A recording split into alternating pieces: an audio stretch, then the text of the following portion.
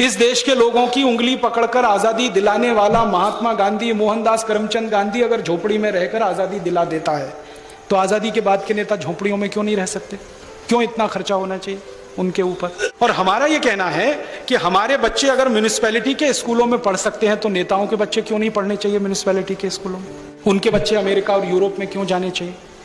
हमारा इलाज अगर सरकारी अस्पतालों में होता है, तो मंत्रियों का इलाज क्यों नहीं होना चाहिए सरकारी अस्पतालों में? वो क्यों एम्स में भर्ती होते हैं? उनके कोई विशेष अधिकार हैं? इसलिए ना हम तो विशेष अधिकार खत्म करना चाहते हैं। आप दुनिया के तमाम देशों में जाओ, फ्रांस में जाओ, जर्मनी में जाओ, डेनमार्क में, स्वीडन में, कहीं भी चले जाओ, शाम को 5 बजे के बाद उस देश के राष्ट्रपति आपको सब्जी खरीदते हुए, अपना थैला लटकाते हुए दुकानों में दिखाई दे जाएंगे। राष्ट्रपति और प्रधानमंत्री। भारत में क्यों नहीं हो सकता? साधारण आदमी की तरह जिंदगी क्यों नहीं बिता सकते?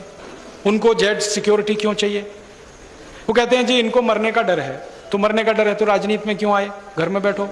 अगर इतना रिस्क नहीं ले सकते तो किसने कहा था पॉलिटिक्स में आने के लिए? घर बैठो ना, अपना धंधा करो, बिजनेस करो। हमारे यहां तो जिन लोगों को मरने का डर नहीं था, वही लोग राजनीति में आए थे। भगत सिंह, ऊधम सिंह, चंद्रशेखर, जिनको मरने का ही डर नहीं था, जवान जिंदगी को दांव पे लगा देने का डर नहीं था, वही पॉलिटिक्स में आए थे। तो आजादी के बाद मरने का डर क्या है? सिक्योरिटी पर इतना खर्चा क्यों?